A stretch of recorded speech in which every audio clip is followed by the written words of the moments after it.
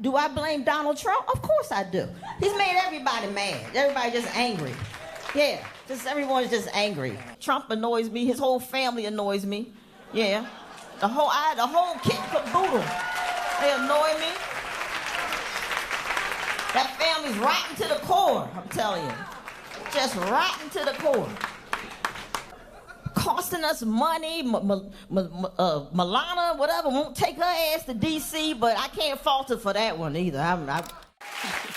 I think they call that 0 for 3. Yeah, yes, right, exactly. What's your opinion of why it went this way? Why Americans voted the way we did? Sometimes America is just gonna America. Like Cheerio commercials and showing all those interracial couples. You scared the out of white people.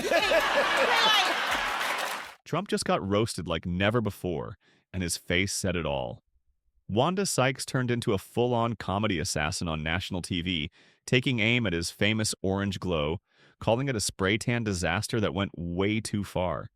Millions of people watched and couldn't stop laughing. But the former president didn't take it well. He completely lost it. Right after, he started firing off angry tweets faster than his hair moves in a gust of wind. We've got the full breakdown of every savage joke in Trump's epic meltdown. Stick around to find out which joke made him the angriest. Here's a hint. It's about what Sykes said scientists should really be studying when it comes to his head. Trust me, you don't want to miss this. I mean, I'm a black woman and a lesbian. How the hell you think I'm doing? And it's like, okay, so you're focusing on that, on sex change. Are you enjoying the Trump trial? I am enjoying the Trump trial. I he's passing gas and everything. So I like that I'm watching it from home. Yeah. You know, I don't think I want. Before we move on, I'd like to ask you a small favor.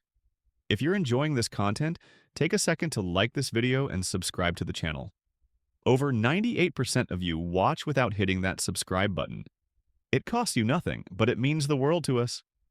So, did you click subscribe? Great. Thank you so much. Now back to the video. Ever wonder what happens when a comedian with no filter goes up against a president with maximum orange? Wanda Sykes just gave us the answer. She didn't just mention Trump's infamous tan, she completely destroyed it, calling it a spray tan experiment that went totally wrong. The audience couldn't stop laughing, but Trump? He was fuming. Looking at footage of Trump over the years is like watching a human mood ring, stuck on pumpkin mode. His skin tone has more variety than his vocabulary. Sometimes he looks slightly sun-kissed, and other times it's like he face-planted into a pile of Cheeto dust.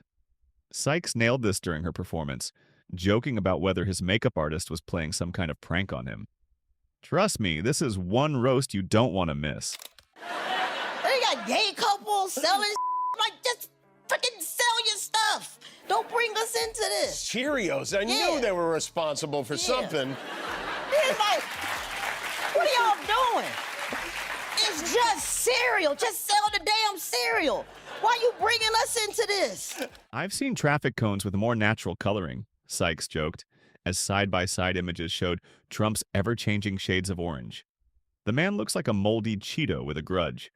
The crowd couldn't stop laughing as she suggested Trump must have gotten into a fight with a bucket of orange paint and clearly lost. One of the biggest moments of the night came when Sykes said, scientists should study Trump's skin tone as a new shade of traffic cone orange. I think Pantone needs to add delusional dictator to their color catalog, she said, and the audience went wild. She even joked about naming the color impeachment orange, which had people practically falling out of their seats. Trump has always been super touchy about people talking about his looks.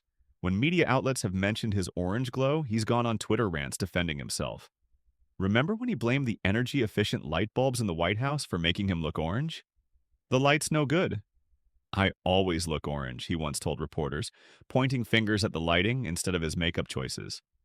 Sykes brought this up during her set, asking, is he also blaming the light bulbs in his bathroom mirror, his car, and every TV studio in America? This roast was next level, and Trump's reaction? Priceless. Stick around to see it all. What it is, and, you know, I know it's like, well, white women didn't vote for him. I mean, didn't vote for her.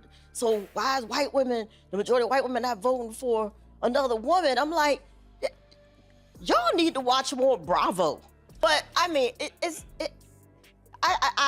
the finger pointing and all, that's not really helping. Yeah, a lot, what is the like, point of that? Yeah, it's like, oh, it's your fault. It's your fault. It just happened. The former president has also claimed his unique color comes from good genes, a statement Sykes couldn't resist tearing apart.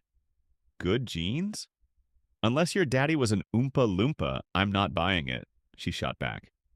This joke seemed to hit a nerve, with sources close to Trump saying he was furious about the genetic dig. What makes Sykes' jokes about Trump's spray tan so effective is how they tear down his carefully crafted image. For someone obsessed with projecting strength and dominance, being turned into a walking makeup disaster shifts him from intimidating figure to comedy gold. As political commentator James Carville once said, once people are laughing at you, they're not afraid of you anymore. Insiders say Trump was especially bothered by Sykes' joke about his face being the only border wall he actually built. She pointed out the stark line between his orange face and the pale skin around his eyes, joking, "It's like his face is trying to escape from itself. The only wall he built was around his eyeballs." The power of these jokes is how visual they are. Once you hear Sykes describe Trump as looking like he was preserved in Tang, you can't unsee it. Her comedy doesn't just mock him, it changes how people see him forever, which is way more damaging than any policy criticism. When Trump tried to fight back, calling Sykes unfunny and washed up on his social media platform, she clapped back with a simple tweet. "Orange, you glad I noticed you."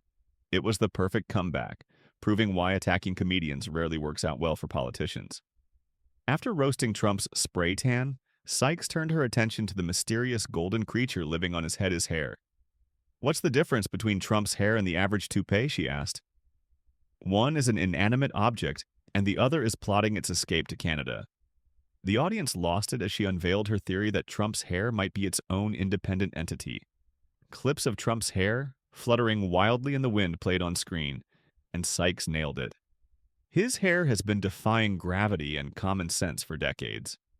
She compared it to a cotton candy machine that had a breakdown on his scalp, and even joked that his hair might have its own social security number. Sykes didn't stop there. She went full scientist, suggesting experts should investigate whether Trump's hair is real, synthetic, or just a long-lost cousin of the worst haircut at the Westminster Dog Show. As she mimicked researchers in hazmat suits approaching Trump's head, the crowd was in tears from laughing so hard. What makes this comedy hit so hard is how defensive Trump has always been about his hair. Remember when he told a crowd, "I don't wear a toupee," and even invited someone on stage to touch it? Sykes quipped, "When you have to invite strangers to touch your head, you've already lost the argument." The camera showed the audience during Sykes' hair routine, capturing people doubled over with laughter. With every joke, Trump's carefully crafted image of strength and authority crumbled a little more. Intelligence reports suggest the hair jokes hit Trump harder than almost anything else. While he could brush off jokes about his policies or even his orange complexion, the hair jokes struck at something deeply personal and insecurity he's carried for decades. Sources say he was spotted rewatching Sykes' routine, pausing at the hair jokes and muttering about crossing lines. But the more Trump reacted, the more it proved Sykes' comedy had landed. By the end of her set, Trump's persona had been completely deflated, transforming him from an intimidating political figure to a man desperately trying to convince the world his hair is real. If Trump's hair has its own personality, his hands and face might deserve their own Netflix special. When Sykes shifted her focus to Trump's physical mannerisms, the audience witnessed a masterclass in comedy. She didn't just point out his bizarre gestures, she decoded them with the precision of a body language expert. The crowd howled as she compared Trump's puzzled expressions to a toddler who just realized they don't know how to read but won't admit it. She nailed his limited emotional range, explaining that his face cycles through exactly 3 emotions: confusion, misplaced confidence, and, did I just say that out loud? Regret. Then came the hands. Then, Sykes had the crowd in stitches when she compared Trump's circular hand motions to someone trying to explain Wi-Fi to their grandma. She suggested his hands were having their own conversation that his mouth wasn't invited to, and the audience couldn't contain themselves. Sykes didn't just describe Trump's expressions, she became them. Her impressions were so spot on that even a few Republican attendees were seen struggling to keep a straight face. The most powerful part of Sykes's physical comedy was how it stripped away Trump's carefully constructed image of authority. Once you laugh at how someone moves and speaks, it's hard to take them seriously again. By the end of her set, Sykes had completely rewired how the public sees Trump. One minute, he's a big, scary political figure. The next, he's a punchline about his looks and mannerisms that you can't unsee. What makes this even better is how Trump always responds to mockery with rage. His defensiveness only proves why comedians like Sykes are so important in politics.